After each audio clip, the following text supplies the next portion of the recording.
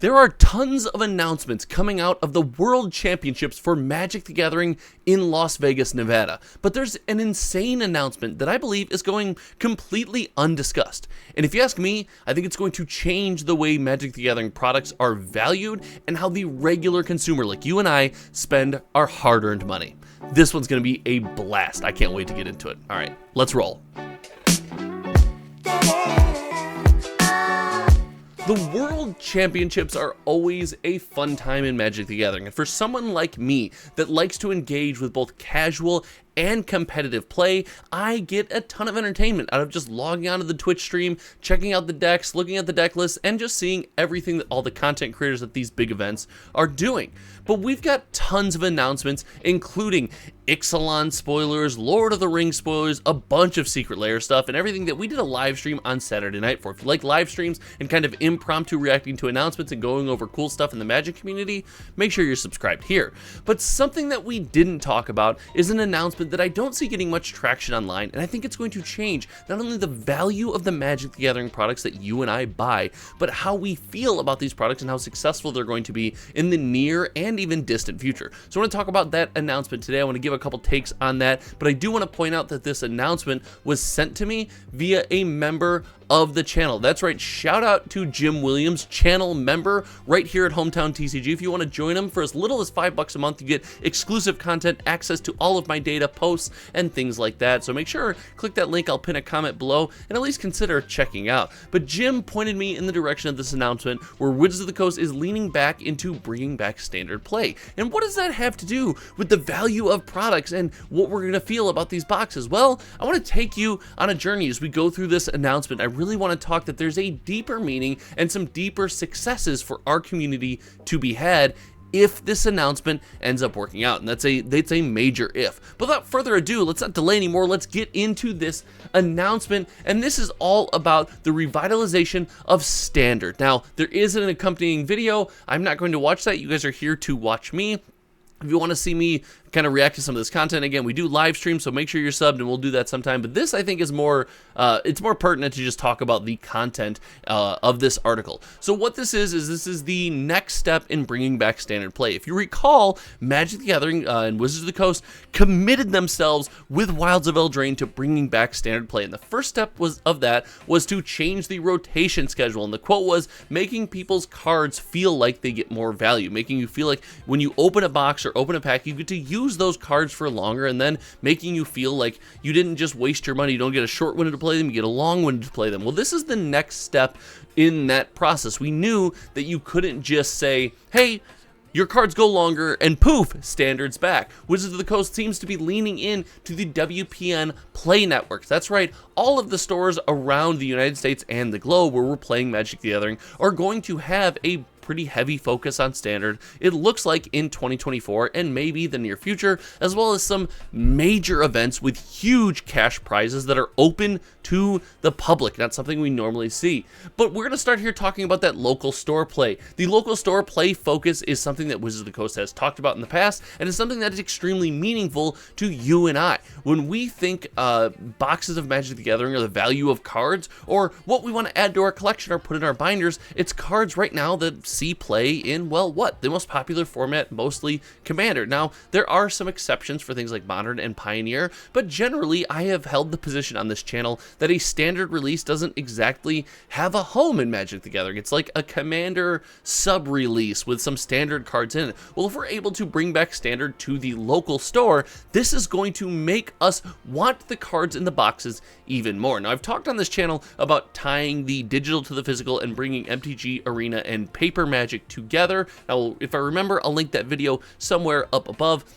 But if I don't, this isn't quite that step yet, but I think you could convince me we're heading there. But the details here is there's going to be a weekly Standard program at WPN stores. So this to me speaks like it's going to coincide, go side by side with Friday Night Magic. There will be special promos and prizes for players who participate and players who win, and a special oversized card for retailers who successfully complete a number of designated events. So I see a nice path here. Hey, come out to our store. It's only once a week. When you play, you get special stuff specifically for playing in Standard, and then oversized cards if a retailer, or a special gift for a retailer if you're able to run more and more Standard events. Again, I think this is fantastic. Giving our Standard releases a home at the local game store, a place that we constantly are looking to support, is a major win. Now, this doesn't offset the fact that a lot of these Standard releases are sold on the secondary market for prices that your and my local game store can't reasonably match. The price increase by Wizards of the Coast without some kind of baseline sale price here saying everyone's got to play by the same rule has created a pretty insane market where people are buying and unloading product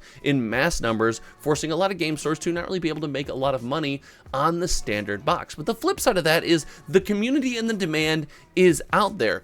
Consider for a second something like Commander Masters or Lord of the Rings. These are sets that we have tracked on this channel. We track the sold listings of sealed product on TCG Player. That's right, every single sold listing of those sets. And we do note, like, hey, there's a ton of boxes selling on the secondary market on TCG Player. It's a very popular set, and a lot of people are willing to spend their hard-earned money on this. If we can pull some of that interest into Standard through this local play concept and making people see value in their cards and making them want to play this new format and building these new communities, I think we can tap into some of that existing community that's currently just passing on those products. But it's not just in paper at your local game store casual play. They are leaning into qualifier play. And as they say here, MagicCon Chicago, which I will be at. If you're in this video this far and you're going to be at MagicCon Chicago, or you want to see me at MagicCon Chicago, make sure you let me know. I am committing. I am going to that event. I will not miss something that is right in my backyard. There's going to be a $75,000 Standard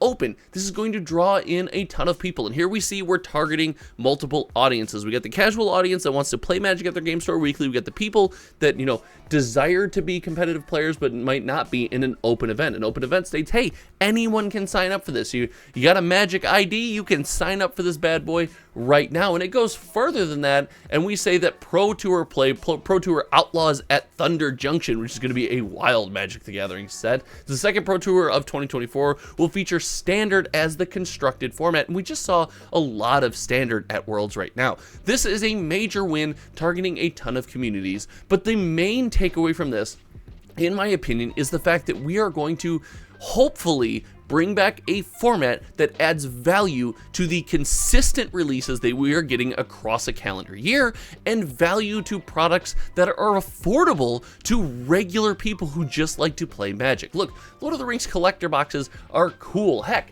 right here, Warhammer Ultra collector decks, they're cool, they're neat products, but they're not super affordable. They don't spread the game. They don't get people to build those emotional ties to set releases and playing with their friends and things of that nature. Standard releases have the opportunity to do so, and Standard releases for a while now have been on the back foot. They've been struggling a bit. So I do believe if this is successful, and if you're here still right now, first of all, big kudos to you. Second of all, if this happens to be successful, if Wizards of the Coast is able to pull this off and incentivize us to play Standard Magic the Gathering, we are in a position where those products are going to start to hold value in a far better fashion than they currently do. Like right now, you see a Standard set come out and there's really, again, not a ton of incentive to crack that set box unless there's something crazy in the list slot, or the crazy Commander subset in there has a Mana Crypt or something of that nature. Yeah, Lost Caverns of Ixalan, it's going to be crazy. And they're doing a good job with those subsets like Enchanting Tales,